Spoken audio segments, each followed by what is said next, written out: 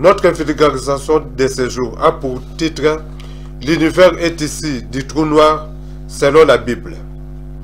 Je m'appelle Flavien Panzumwaka, je suis un essayiste en cosmologie, c'est-à-dire un cosmologue autodidacte.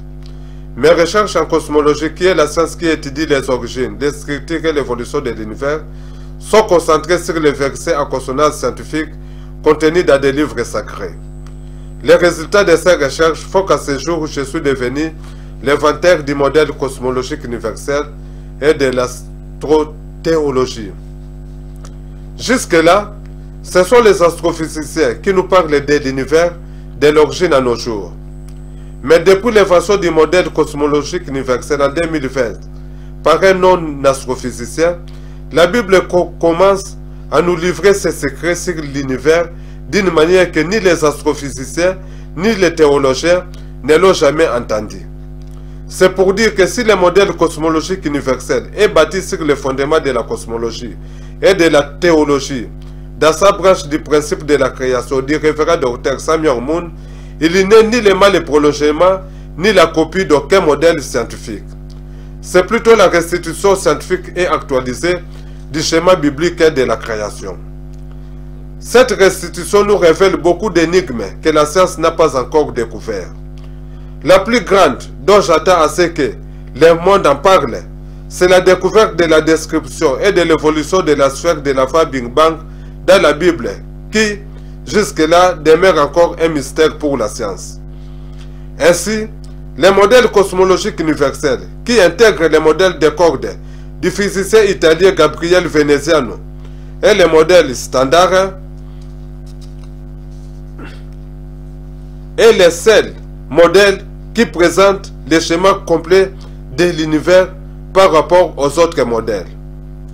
Ce schéma complet est restitué dans mes livres que vous pouvez découvrir en tapant mon nom Flavien Panzumwaka dans Google ou d'Amazon Livres. Donc, en suivant mes conférences postées dans ma chaîne YouTube Flavien Panzumwaka, les théologiens et les communs des mortels vont bien comprendre l'univers dès l'origine à l'homme tel qu'ils ne l'ont jamais compris auparavant.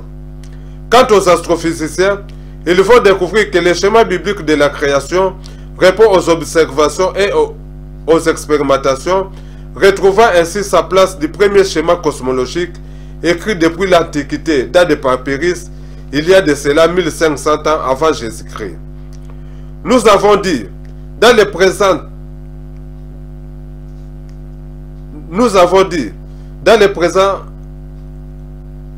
vidéos que pour décrire l'histoire de l'univers, de l'origine à l'homme, on doit avoir la connaissance de plusieurs disciplines, allant de la physique quantique à la relativité générale, en passant par les sciences historiques, jusqu'à atterrir dans la nouvelle branche théologique qui est le principe de la création, branche du principe divin du révérend Dr Samuel Moon.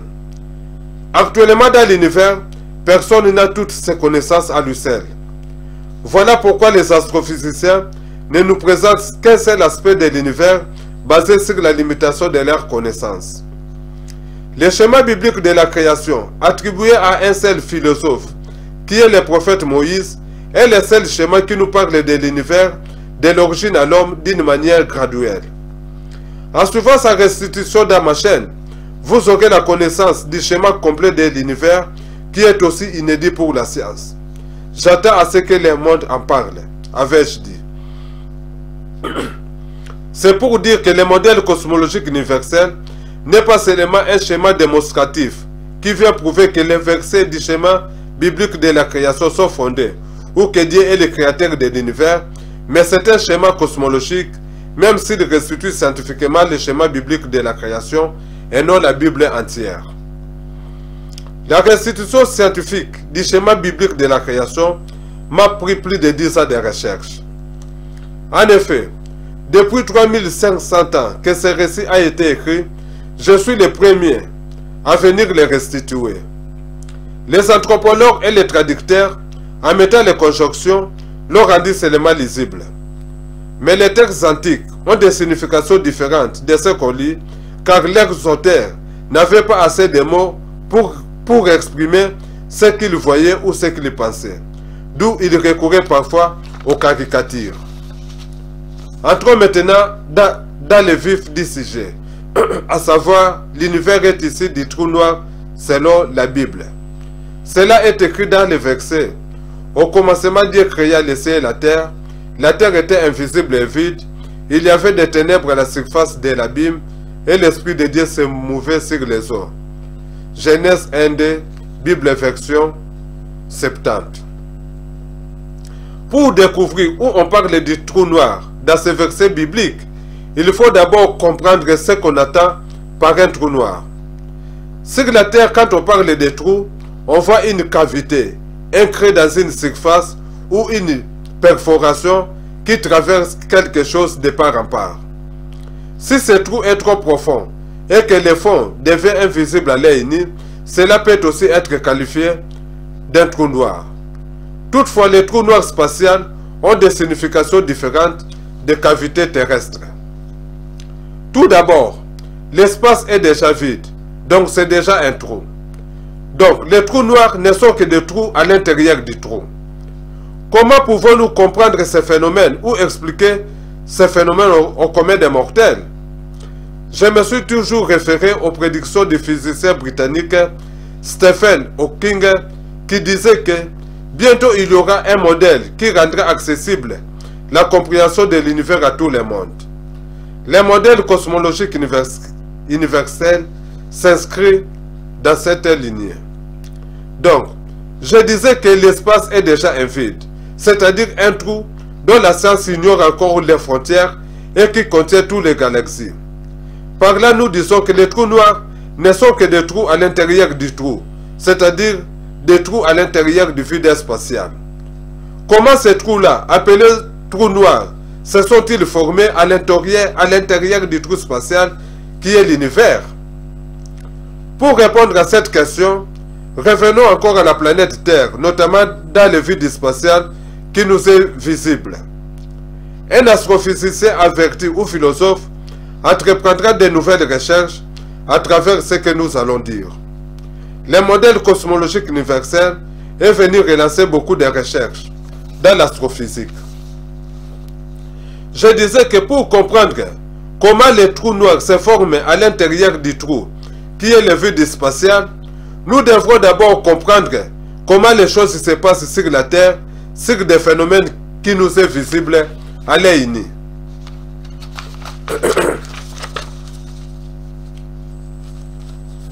Tout d'abord, dans le vide terrestre, nous avons l'air invisible que nous respirons tous.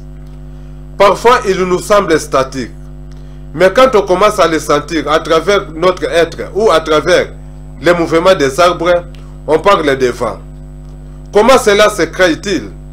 Je vais être très bref et utiliser seulement les termes que tout le monde peut comprendre. En principe, le vent naît à partir de l'énergie solaire. Quand le soleil brille à la surface terrestre, il chauffe l'air, mais ce chauffage n'est pas uniforme partout. Plus que l'air chauffe, plus qu'il devient léger et commence à monter. Cela est dit parce qu'il se dilate et sa masse volumique devient plus faible que celle de l'air des régions avoisinantes. L'air froid par contre, qui est beaucoup plus lourd, a tendance à descendre. Donc, c'est cette différence de pression entre l'air ascendant et l'air descendant qui engendre la force motrice du vent que nous respirons, que nous ressentons. Cette vitesse ascendante de l'air peut dépasser plusieurs kilomètres par heure. Or, il arrive que ce vent devienne très violent et reçoive plusieurs noms, tels que ouragan et tornade, dont nous allons nous concentrer. Donc, j'ai dit que je vais utiliser les termes que tout le monde peut comprendre. Quand il y a une accumulation des orages, elle génère un courant d'air qui vient toucher les sols. Donc, une tornade est une colonne d'air en rotation qui s'étend de la base d'un nuage d'orage jusqu'au sol. Pour qu'un tornade se forme, il faut d'abord un orage qui se développe lorsque de l'air humide rencontre de l'air froid. Donc ici,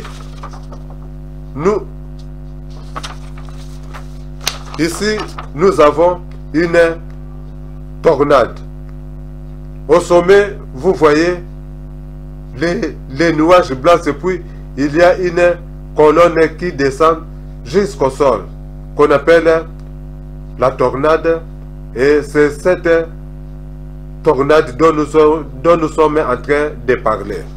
Et là, je recommence encore mon explication. Parlons maintenant de la formation des tornades.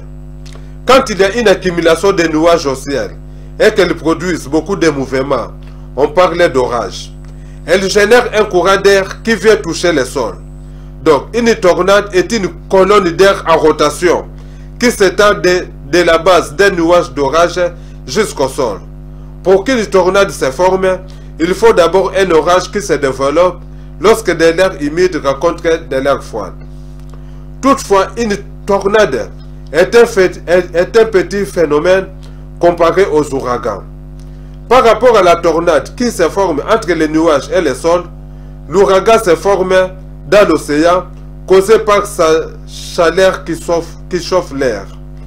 L'ouragan génère des averses orageuses diluviennes, créant des inondations et des vents puissants allant jusqu'à l'élévation du niveau de la mer. Parfois, l'instabilité de l'ouragan génère autour de lui des orages et donc parfois des tornades sous ces orages. Voilà pourquoi on confond parfois ces deux phénomènes.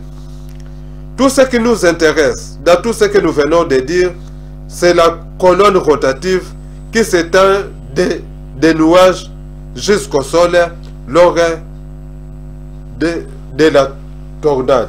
Et la colonne rotative, vous avez cette colonne là que vous êtes en train de voir, et ici vous en avez un grand caractère, c'est-à-dire une colonne rotative beaucoup plus grande qui représente une orage violente. En principe, une tornade n'est pas donc, je dis, en principe, une tornade n'est pas forcément visible en totalité depuis la base du nuage jusqu'au sol. C'est la condensation de la vapeur d'eau en gouttelettes, ainsi que les poussières aspirées du sol qui rendent visible la colonne d'air d'une tornade. Une tornade laisse en général voir un tourbillon de débris au niveau du sol, même quand il n'est pas entièrement visible. Là où la tornade se manifeste, dans le vide entre le sol et les nuages, il se forme une masse d'air dont la pression est différente de l'air environnant et qui tourne en rotation tout en circulant, aspirant tout par son passage. Elle peut se déplacer sur quelques centaines de mètres pendant quelques secondes ou bien des dizaines de kilomètres pendant plusieurs heures. Donc, dans une région vide, remplie d'air entre le sol et les nuages, une tornade peut se former, créant une colonne rotative remplie d'air concentré. C'est là où nous voulons atterrir en parlant des trous noirs. Ce sont des trous qu'on découvre dans les trous spatiaux qui est l'univers. J'avais déjà dit que l'espace lui-même est un trou ouvert. Mais dans ce trou ouvert, on a découvert qu'il y a des zones vides à forte pression qui font même tourner les étoiles à grande vitesse qu'on qualifie de trous noirs. Ces trous sont comme des tornades qu'on retrouve sur la Terre. Voilà pourquoi j'avais d'abord commencé par parler des tornades qu'on voit, afin de donner une idée sur les trous noirs situés dans l'espace profond qu'on ne voit pas. Tout comme les tornades violents sur la terre aspirent tout sur leur passage, les trous noirs dans les ciels profonds aspirent aussi les matières environnantes. Il peut même aspirer notre planète Terre et le broyer en poussière s'il se retrouve près de sa zone. Il y a des termes scientifiques qui sont utilisés pour cela, mais qui n'est pas nécessaire dans notre vulgarisation. Comment se forment ces trous noirs dans le vide spatial? Dans mon livre « Les énigmes de l'univers résolus dans le modèle cosmologique universel », ainsi que dans sa version révisée qui a pour titre « Les mystères de l'univers avant Big Bang Sixo Gamma », j'ai offert mes réponses pour ce qui est de la formation des trous noirs. Mais ici, nous allons nous contenter des réponses du modèle standard, car le modèle cosmologique universel contient tous les modèles et les arrange. Selon le modèle standard, un trou noir se forme par l'effondrement d'une étoile massive. Les étoiles, y compris notre Soleil, sont constituées de fluides, c'est-à-dire de liquides visqueux en fusion. Un effondrement, c'est comme une compression, les rendant comme un solide. Scientifiquement, on dit que quand la force gravitationnelle de l'étoile devient plus importante que sa pression de radiation, elle s'effondre sur elle-même en un point incroyablement minuscule qui contiendra toute sa masse, créant ainsi un trou noir. Un trou noir a une densité tellement importante qu'il donne lieu à un puits gravitationnel extrêmement profond qui déchire l'espace-temps. La courbure engendrée est si forte que rien de ce qui l'attire ne peut sortir de ce puits. Même la lumière, appelée scientifiquement les photons, ne peuvent échapper et restent ainsi noirs dans son horizon ou sa surface. Notre vulgarisation d'aujourd'hui, nous avons dit, a pour titre « L'univers est ici du trou noir selon la Bible ». Et nous avons donné comme verset de référence « La terre était invisible et vide, il y avait des ténèbres à la surface de l'abîme ». Ceux qui m'ont suivi avec attention savent déjà de quelle partie de ces versets on parlait du trou noir. Mais avant d'en arriver là, nous avons dit que les trous noirs se forment par des étoiles mourantes qui s'effondrent à l'extrême. Est-ce que cela veut dire que notre univers est ici d'une étoile qui s'est effondrée dans un autre univers, comme l'autre affirmé? Les savants de l'Institut Permitaire du Canada? La réponse est non, car aujourd'hui, la Bible va corriger tous ces savants à travers les modèles cosmologiques universels, démontrant effectivement que le schéma biblique de la création vient de celui qui a été témoin de tous les événements de l'origine de l'univers jusqu'à l'homme. En effet, tous les trous noirs ne viennent pas seulement des effondrements gravitationnels des étoiles. Il y en a ce qu'on appelle des trous noirs supermassifs qui se trouvent au centre des galaxies et dont la science vient à peine de découvrir des réponses concernant leur formation. Je suis très enthousiasmé par ces découvertes parce que cela vient de confirmer la Bible qui parle de l'existence des trous noirs aux origines de l'univers dans l'avant Big Bang. Avant de parler de sa formation, qui est semblable à ce que certains astrophysiciens viennent de découvrir pour les trous noirs supermassifs, rentrons d'abord dans la Bible. Il est écrit dans Genèse 1:1, au commencement Dieu créa les ciels et la terre. Nous avons démontré dans notre vidéo qui a pour titre la signification du ciel et la signification de la terre selon la Bible, que ce verset signifiait plutôt dans le langage actuel, au commencement Dieu créa la sphère spirituelle qui est le ciel et la sphère physique qui est l'univers. Cela est confirmé par le verset qui suit, à savoir la terre est visible et vide, démontrant qu'à l'origine, l'univers n'était qu'un vide. Par conséquent, pour un témoin fictif, il était invisible ou informe, comme le théologien suisse Louis II l'avait traduit. Après vient la phrase qui dit il y avait des ténèbres à la surface de l'abîme. Voyons d'abord dans les glossaires bibliques et dans les dictionnaires courants ce qu'on attend par abîme pour qu'on ne me dise pas que j'ai fait mes propres commentaires. Lisons la définition de l'abîme d'Afri Bible. L'abîme est expliqué comme étant un monde mystérieux de l'océan primitif, lié des ténèbres et des puissances mauvaises, de la détresse et de la perdition. Voyons maintenant sa définition dans les dictionnaires. L'abîme représente un gouffre très profond, insondable, c'est-à-dire dont on ne peut atteindre les fonds. Quelles sont ces structures de l'univers qui répondent à ces définitions? C'est effectivement les trous noirs supermassifs, voire même les mini-trous noirs. En effet, tous les trous noirs ont des horizons ou des surfaces ténébreuses. Il est écrit dans la Bible, au tout début de l'univers, il y avait les ténèbres dans la surface de l'abîme. En plus, personne jusque-là ne connaît la profondeur des trous noirs ou si ça donne lieu à des trous de verre. L'abîme aussi est défini comme un gouffre dont on ne peut atteindre les fonds à travers les dictionnaires.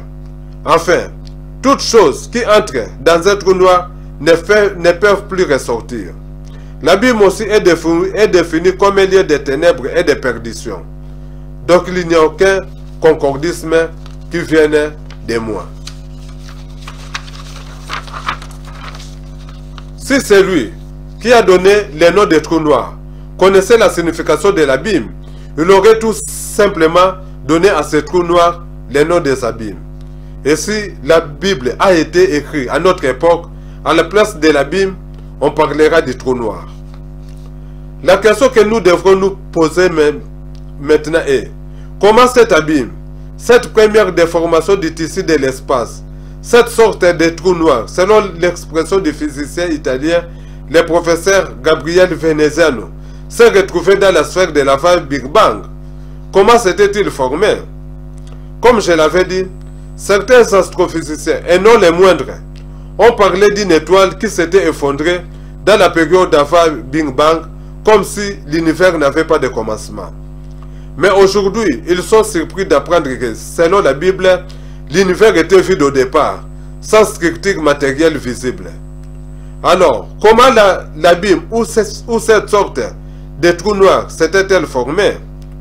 La Bible répond elle-même à cette question à travers la phrase qui suit. Il y avait un vent de Dieu qui se mouvait sur les eaux. Pour ceux qui veulent comprendre la signification de ces versets, nous leur recommandons notre vidéo, la signification de l'Esprit de Dieu en cosmologie. En effet, tous les astrophysiciens savent que quand on parle d'un univers vide au départ, on ne peut exclure l'énergie et les particules. Ainsi, dans ces versets, l'énergie est représentée par différents traducteurs, soit par un esprit de Dieu, selon la version Louis II, un vent de Dieu, selon la version Jérusalem, un souffle de Dieu, selon les autres versions. Tandis que les particules sont représentées bibliquement par les eaux à ce premier jour de l'univers, qui en fait signifiait la première période de l'univers, ou la période moyenne de l'univers. Cela dépend de ce que les scientifiques vont dire. Alors, que signifie l'Esprit de Dieu se mouvait sur les eaux jusqu'à former un abîme ou une sorte de trou noir? Donc, pendant qu'une énergie dont Moïse a attribué à Dieu contractait les particules, il s'est créé dans l'axe où il s'est déversé une déformation du tissu de l'espace formant une sorte d'abîme. Pour les astrophysiciens, voyons comment le professeur italien Gabriele Veneziano a décrit ces moments sans savoir qu'il était en train de restituer la Bible. Il y a infiniment longtemps, l'univers était presque vide et ne contenait que gaz raréfié de rayonnement et de matière. Les forces de la nature, contrôlées par les dilatons, était si faible que les particules de ces gaz interagissaient à peine. Avec le temps, les forces ont gagné en intensité et la matière a commencé à s'agréger, formant une sorte de trou noir. Et notre univers serait ici de cette sorte de trou noir. Tout ce que ces professeurs viennent de développer sur l'origine de l'univers jusqu'à la formation d'une sorte de trou noir dans la voie Big Bang est résumé, est une restitution du verset. La terre était informe et vide, il y avait les ténèbres à la surface de l'abîme et l'Esprit de Dieu se mouvait au-dessus des eaux.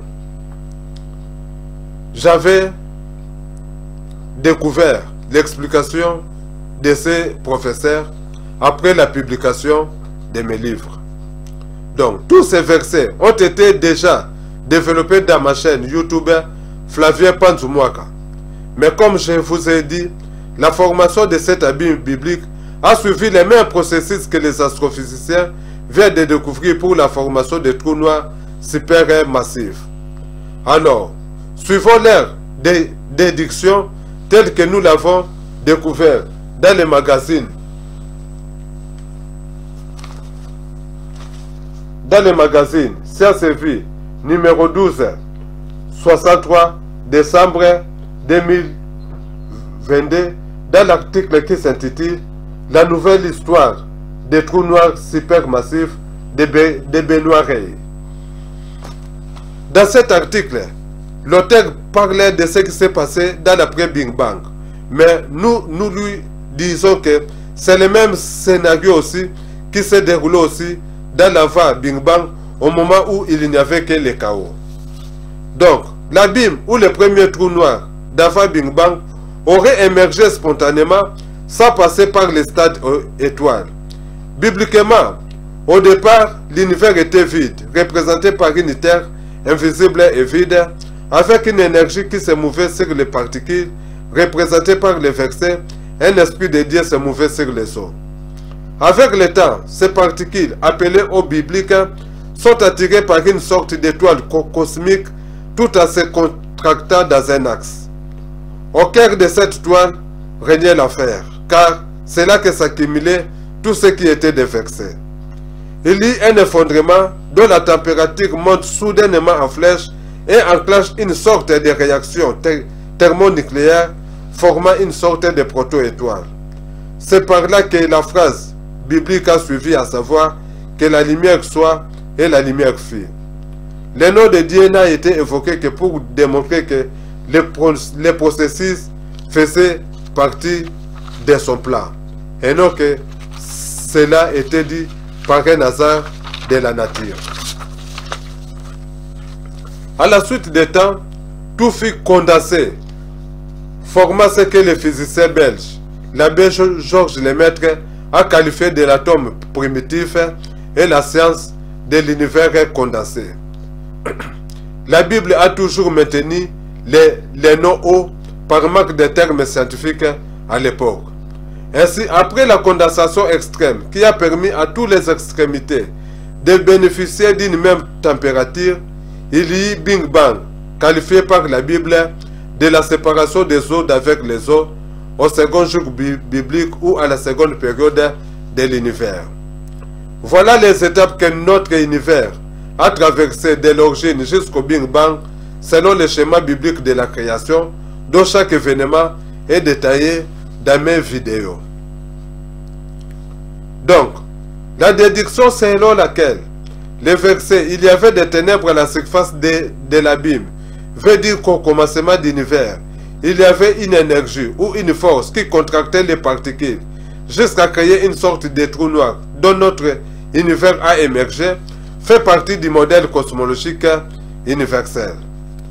Avec les livres qui expliquent l'univers selon les modèles cosmologiques universels, vous aurez tous les éclaircissements sur le schéma biblique de la création. Enfin, une parenthèse. J'avais dit que les trous noirs dont on ne voit pas leur manifestation à l'œil nu sont similaires aux tornades. La différence en est que pour les tornades, la base ou la surface est collée au nuage, alors que le fond vient toucher le sol, avec une colonne d'air en rotation. Cette rotation draine aussi l'air environnant, provoquant les vents violents. Donc, dans cette image, on voit que la base du trou, donc, pour les trous noirs, par contre, nous avons une image renversée. Ceci. Donc, la base ou la surface ou l'horizon, c'est ce que les télescopes peuvent détecter. Donc ici, vous avez ici les trous noirs, c'est là où ça se retrouve effectivement la base que les télescopes détectent. Mais tous ces fonds, c'est invisible pour les télescopes jusque-là. Donc, je disais que pour les trous noirs, par contre, nous avons une image renversée par rapport à la tornade. Par rapport à la tornade. La base ou la surface ou l'horizon, c'est ce que les télescopes peuvent détecter, mais on ne voit pas les fonds ou la colonne qui plie autour de lui d'une manière rotative une partie du tissu de l'espace, générant des ondes gravitationnelles. Pour ceux qui n'ont pas assez de notions en astronomie, voilà.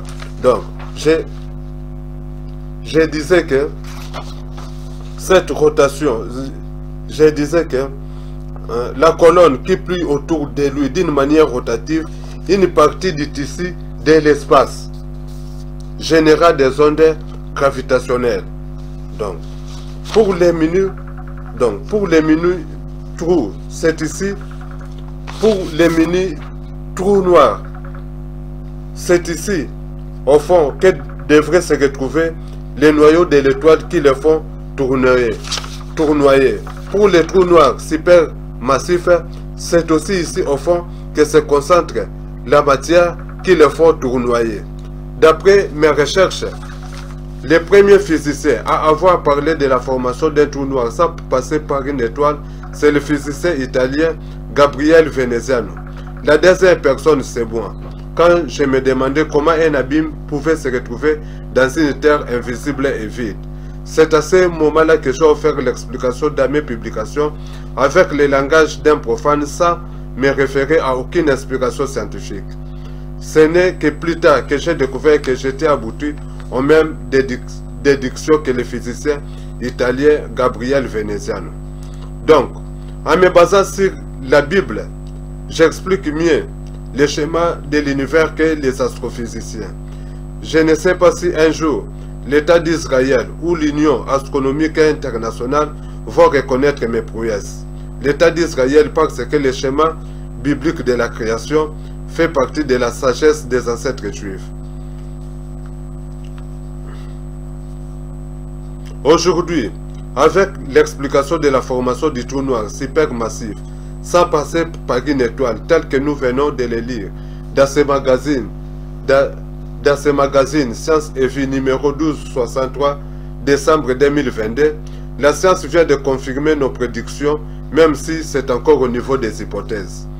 Les scientifiques peuvent vérifier cela à partir de mes livres qui ont commencé à être publiés en 2020, qui pouvaient aussi être considérés comme étant l'année où la sphère de l'avant Big Bang jusqu'au Big Bang a été découvert 100 ans après la théorie de l'atome primitif.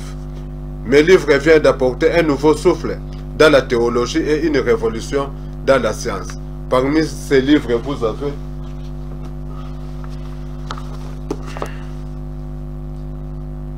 l'avant Big Bang après Big Bang, selon les modèles cosmologiques universels, publié dans l'édition Librinova et vendu sur Amazon en version français et anglais. Vous avez aussi les livres de Noé à Barack Obama qui reprend tous les prouesses scientifiques contenues dans la Bible et nous explique la providence actuelle.